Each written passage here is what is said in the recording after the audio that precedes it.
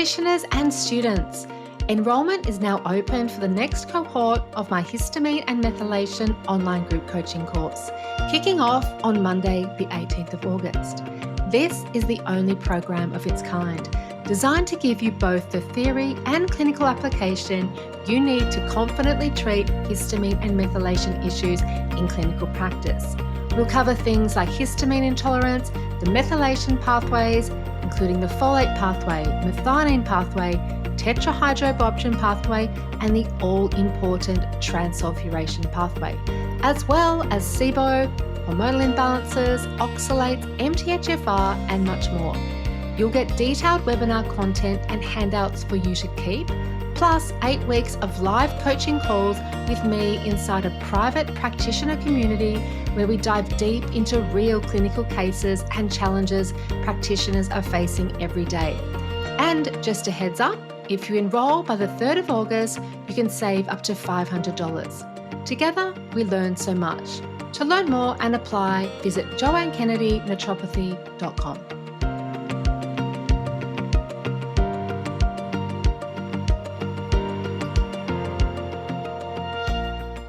Hi everyone, welcome back to the show. Today, I'm going to interview a patient of mine, Anastasia Lamont, and we're going to talk about her journey with PMDD, histamine intolerance, and overmethylation. Anastasia, I can't thank you enough for joining me today. JK, my favourite naturopath, I have to say. My saviour. Oh, thank you, darling. That's so kind. It's very grateful to be here. I have to be, very grateful to sing your praises and talk about my experience and the treatment and all of the drama that I've put you through over the last 8 months. So, no, you've been a delight to work with, honestly. Okay, so I'm just going to start, Anastasia. Can you take us back to what life was like before you started treatment and the symptoms you were really struggling with? Yeah, absolutely. Some of the first symptoms that I was experiencing, the reason why we came to you is I was experiencing PMDD symptoms. I would experience severe brain fog, extreme mood swings, suicidal ideation, very, very severe suicidal ideation.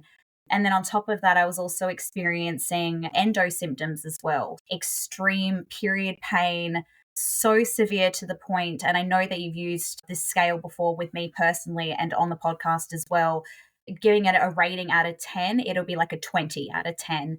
It'll be days leading up to my period and then at least 3 days after menstruation starts. And I was also experiencing with that pain, sleepless nights, extreme fatigue. The pain would be so severe that I would vomit, sometimes pass out. I would have extreme diarrhea, be on toilet for hours. It got so severe, all of these symptoms, that I was not able to work. It completely impacted my quality of life. I can't stress that enough. I have not been able to work for the last 2 years, and I have not had any relief from that at all. And we can go into, I guess, the treatments that I've previously tried and error and all the medical professionals that I've sought. But overall, that's kind of the symptoms that I experienced. In regards to PMDD and endo, I also experienced severe migraines, abdominal bloating, breast tenderness. I remember that was really severe when I first came to see you, and you nipped that in the bud all within the first month. And I think mostly the mood dysregulation for PMDD. I think that's definitely the most severe symptom that I came to you and I just needed some relief. Mm. Yeah, it is. It's debilitating, the mood side of things. Yeah. So Anastasia, thank you so much for sharing that with us. Do you mind telling us some of the treatments that you tried before me and what you were told by other practitioners and doctors? Absolutely. Girl, I tried everything.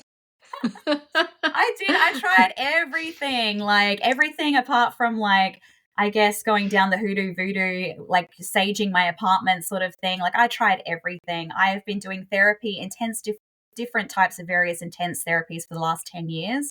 That has absolutely has contributed and helped, but only up to a certain point. There's only so much that your body can give. Additionally, on top of that, I have tried many treatments, including diets, different exercises, different supplements, even from different naturopaths. And of course, the biggest one is psychiatric medications.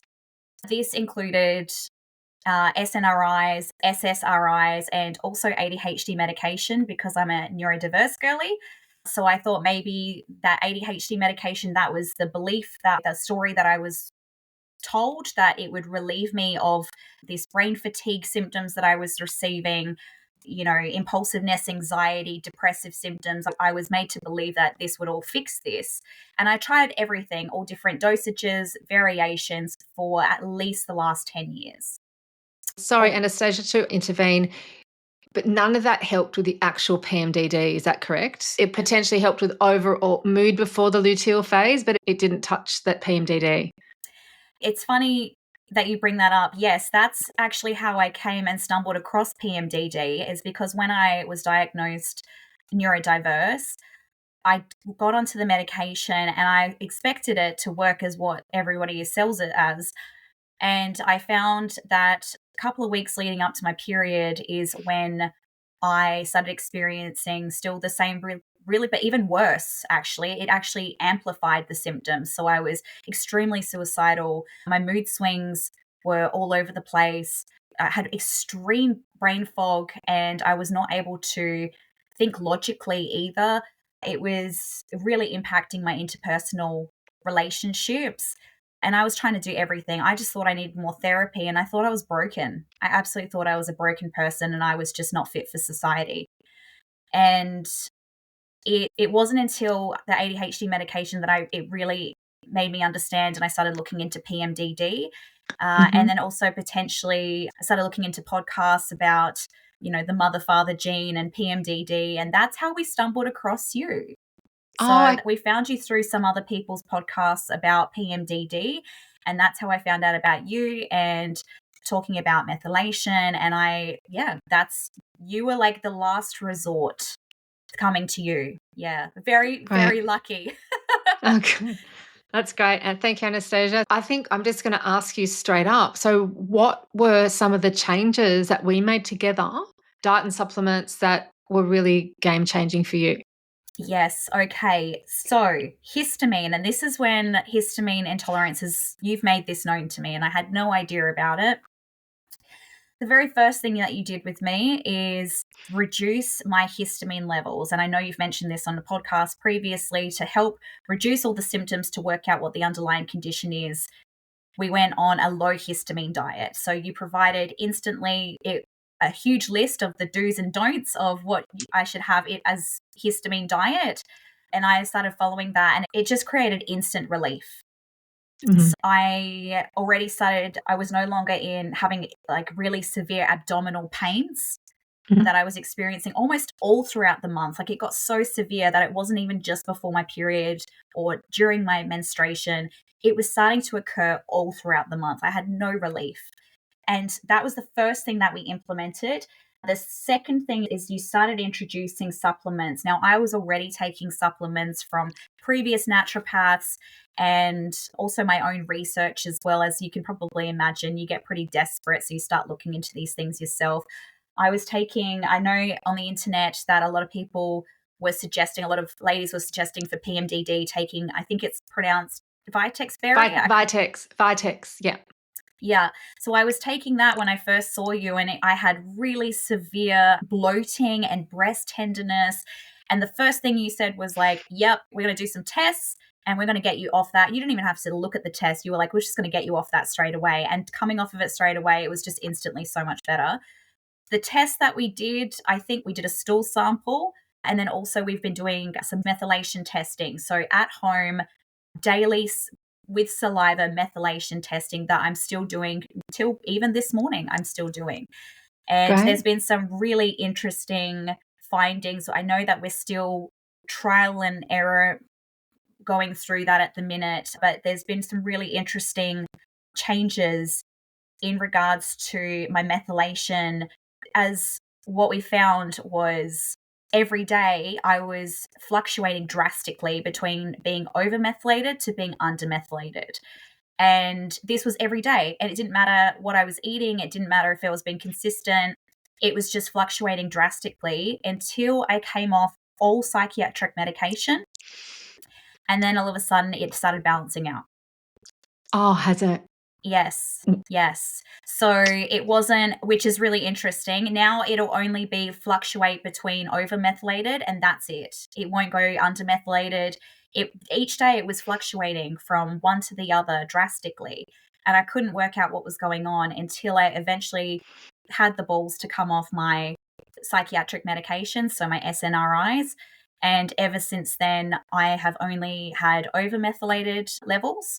And I've been able to balance that out so much better with the supplements that you have recommended to take with that. Should I mention which supplements I'm taking with these? Yeah. Please do, for overmethylating. Okay, you're going to have to help me with the pronunciation of these because I am not your expertise.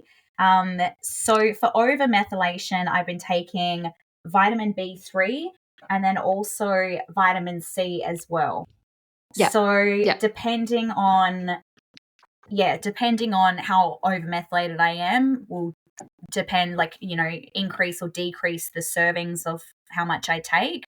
And that seems to help with balancing mood, skin irritation, inflammation, and that's basically it. That's what it's been great. helping Anastasia, with. did you say it's helping with your skin?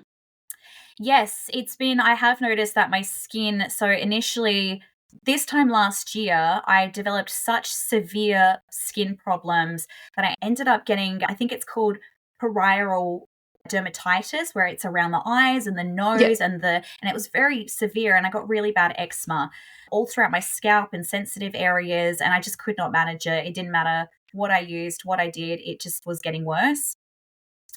And now I will probably have hormonal breakouts when I get my period during menstruation, like normal girl stuff.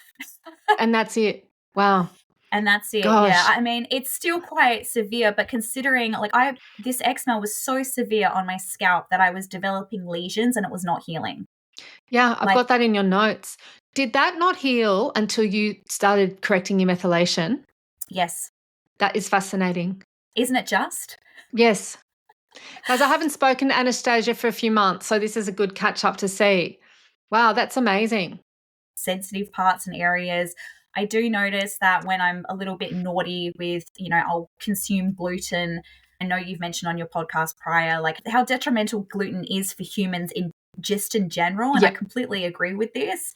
And since I've reduced my gluten levels and histamine levels, it's starting to heal, and it's just nowhere near as severe as it was last year. So, Anastasia, when it comes to the mood component of your PMDD, what do you think helped the most, and how long did it take for you to respond? What helps the most with mood? I would definitely say the diet was a huge contributor. And the reason why I think it was such a big contributor is because it started to reduce the inflammation in my body. I noticed that I wasn't in agonizing pain anymore. The previously mentioned abdominal pain that I was experiencing all throughout the month, that subsided drastically. Another thing is the supplements as well. They were definitely helping. So you got me onto Veggie Nag and Vasica. I hope I'm pronouncing that correctly. Vasica. And then also the calcium D glucarate as well. Yeah. And I started noticing a relief of my symptoms, mostly physical was the very first thing that I noticed. Mm-hmm. So that was within a month within your treatment. And then the mood was a little bit longer just because I was still taking psychiatric medication, trialing different medications, and that was messing me up drastically. And so it wasn't until I went off the medication full, cold turkey, which I highly suggest people don't do. No, don't do that. I must stress this. But it wasn't until I had enough and I completely came off of it, and then I was able to regulate my mood so much better. And it wasn't, obviously, I think I started feeling better anyways, and I had a better handle on my mood. Otherwise, I never thought I would have the confidence to actually even attempt to come off my medication that I've been on for 10 years. Wow. So it actually gave me the confidence to actually go, you know what? This is not serving me whatsoever. I feel like it's actually making me worse. I'm getting side effects that I can see from this medication, the psychiatric medication. And I have absolutely been so much mentally better. more capable, able to logically reason and think, and less likely to break up with my poor boyfriend. Like, in comparison to last year, since I've been off the psychiatric medication and been taking the supplements, and also on a low histamine diet as well. So that has been probably the biggest change, I would say, for me, which I know is the biggest hurdle for anyone that has PMDD. The mood component can be really debilitating. Absolutely. Yeah, it is absolutely debilitating. Absolutely. I don't think people understand how much it's impacted my quality of life. Yeah. So, but your quality of life's a lot better now? Yeah, absolutely. Like, I haven't been able to work for the last 2 years just because I've been in so much pain, and I don't even know how to explain to employers, I go down for at least 1 week every 28 days, and it's just not logical. I can't live like that, and no employer really wants to hire anybody like that. But now I'm starting to look for work again. I am starting to volunteer at different organizations. I'm also able to work out as well to give a before and after comparison. This time last year, I was unable to even leave my bed. I was bedridden all throughout my period, days leading up to my period. I would have really intense migraines. I would be vomiting. It was very bad. And now, the most recent menstruation cycle that I had, on the very first day, I was able to go and train for 2 hours in intensive Muay Thai martial arts. And that's like such a crazy comparison compared to how I was like less than a year ago.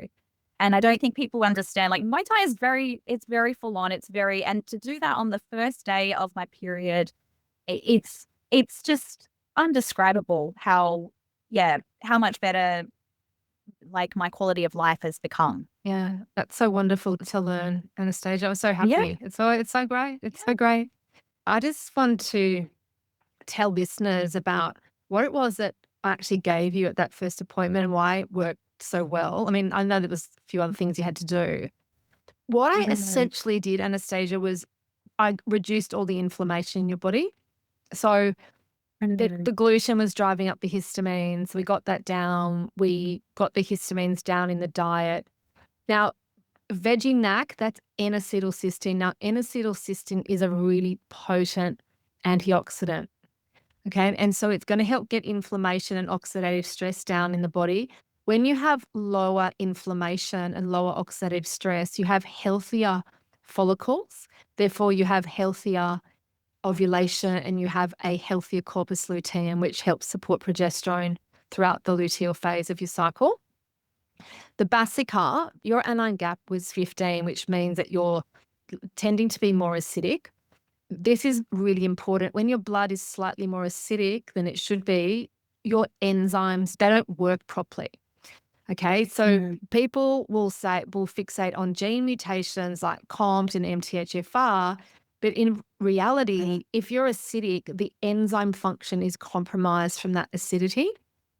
So the N-acetylcysteine, the Basicar, and the low gluten, low histamine was significantly reducing inflammation in your body, which you could tell really quickly. The thing with depression and anxiety is the main cause outside of, emotional disturbance is inflammation. And there's lots of research on that. So getting the inflammation down in your body got the inflammation down in your brain. And it allowed your mood to stabilize. And then layered onto that was calcium diglucarate that helps detoxify estrogen, which you really needed. And then layering onto that, you came off your psych meds, and then you were able to adjust your methylation accordingly and take the niacinamide and vitamin C to balance your methylation. So that's right. Would that be a good summary of what happened? You nailed it, JK. You've absolutely nailed it. Yes. You've done a lot better than what I could ever do. Give it justice for sure. Yeah. That's something that I've absolutely learned and it's not just, it's inflammation everywhere. And this can even happen with, I've recently learned, if you don't look after your teeth and your dental hygiene properly as well, that inflammation can absolutely impact and start causing, more inflammation, which then cause anxiety, depression, mental health issues. And this is something that people really don't understand. And the first thing that they do is, first line of defense is go to the doctor, who then will just, bombard them with psychiatric medications as before they look at diet, before they look at inflammation in the body. And, it's absolutely sent me into medical debt trying to figure out the solution to this. And I know that you've mentioned before that a lot of your patients that come to you are usually in that position. Yeah, absolutely. 10, 15 years of searching for answers. I do need to interject here. So like this working with the methylation testing in real time, whereby we actually can see what your methylation is doing with regards to coming on and off. So environmental changes like hormones, even medications you're on is disrupting your methylation. We can actually see that in real time. I'm sending all my PMDD girls to get this test done and seeing remarkable results across the board. So it's super exciting. Anastasia, what did you find most challenging about the process, if anything?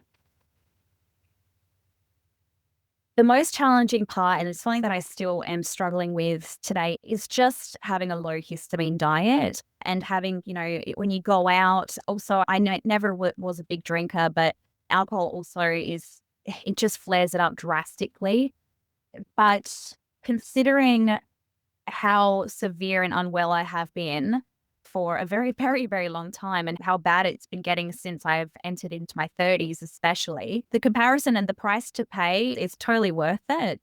But it's just a matter of lifestyle changes. I would say that's probably the most difficult aspect of it is creating a diet, changing up diets. You're not able to go out to parties or go out to the pub as much. And you just need to be a little bit mindful of that. But what is the cost of good health, really, is really what you have to put it down to. Yeah. Do you want to be able to move, function properly? Do you want people in your relationships to be healthy? What is the price of that?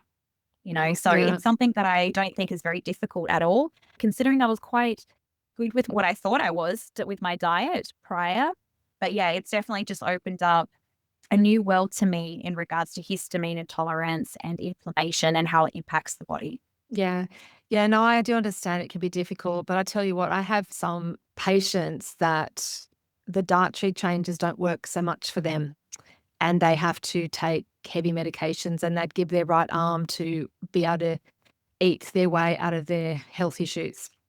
And so that's what I do. Exactly, yes. Yeah, that's what I do say to people who are resistant is some people don't actually get benefit from it and they really wish that they did. I'm just grateful there's a solution, exactly as you said. I'm just so grateful. I was looking at no solution. Like I was looking at nothing. Yeah, I had absolutely tried everything and many diet changes before in my life, even reducing gluten, and that did create relief. Yeah. But it still was, it still have a lot of avocado and a lot of tomato. And I know that there are also a lot of leftovers as well. I'm a massive meal prepper. And I know that leftovers also create like high histamine. I am a huge coffee drinker naturally as well. I think that's probably the most difficult thing as part of this whole experience. Oh, the coffee. Are you not drinking coffee? No. I'm definitely drinking coffee now. Okay, that's okay. Yeah, don't stress. I'm well caffeinated. All is well in the world again. But when I first started, we were really trying to do it right. I know that I was your guinea pig. I know we were doing trial and error and I was happy to do so and happy, just to see what, essentially starting to reintroduce things very slowly to see what the impact was. And same with the supplements, same with the testing. Unfortunately, much like, which has been very annoying for your treatment for me, I have been like playing with psychiatric medications, coming off of them and coming on them, et cetera, et cetera. And that's the reason why I've decided to completely go cold turkey. And that took its toll on me for the last couple of months. But I have come back really strong, mentally better.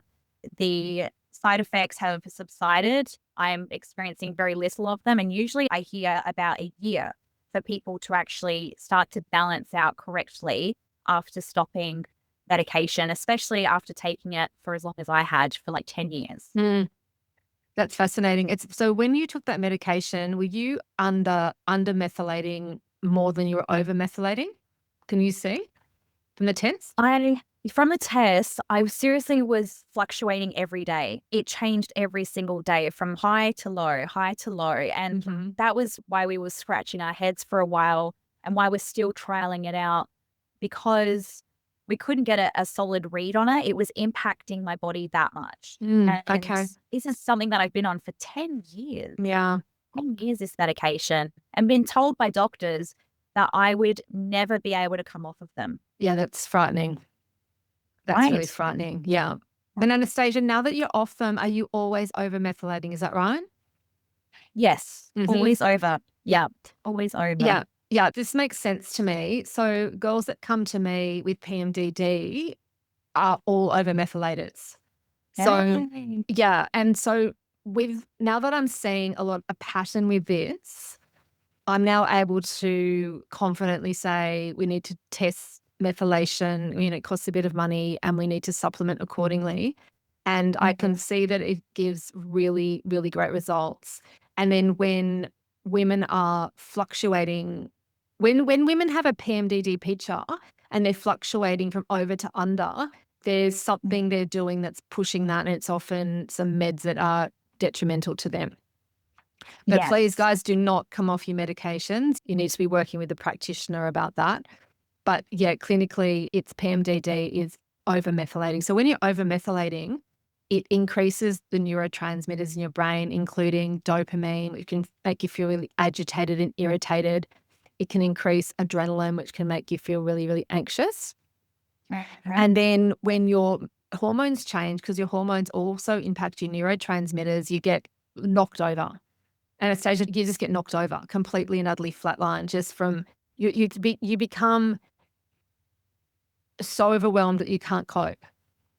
Absolutely. Overwhelmed is absolutely a beautiful word to describe it. There are just some days where, I would get so overwhelmed that I just really saw no other way out apart from suicide. Like, there was really, I honestly can't express how it was really a last resort. Like, I was really, really at the point where I just was not getting any help. It didn't matter how long and how many medications, how many variants, how many different doctors I saw. And it was, especially when I trialed ADHD medication, it almost amplified everything. And it just sent my body through complete stress. And I wasn't able to sleep. I wouldn't sleep for days. I was also struggling to eat. It started impacting. I started developing alopecia. I lost my hair, and my nails were also falling off as well. They were very brittle. And all of that has come back. My hair is growing back now, thank God. Wow, And I've got my nails coming back. Yes, it was really severe. Like, the side effects, I can't stress enough. I've also extremely low libido symptoms as well. That's been a real problem. Yeah, I really had no success apart from maybe just like a mild, since coming off my medication, I can now really understand the difference of how I was feeling on the medication versus coming off of them. And I feel everything now, but it feels lovely. It's not just a dull unhappiness about everything. I'm not as apathetic, I'd say. Good. So so your overall, Anastasia, how you feel, like overall mood is a lot more stable. Yes. Yeah, Okay. absolutely. Yeah. That's fantastic. I'm more in control and also able to think more logically, less black and white thinking. How's your ADHD? That is a great question. I still talk in tangents. I still reckon I'm still late for a lot of things, which is, very annoying for most people, even myself. But I think the biggest symptom that I really struggled with in regards to ADHD was the anxiety and also the executive dysfunction, which hit really hard during my PMDD.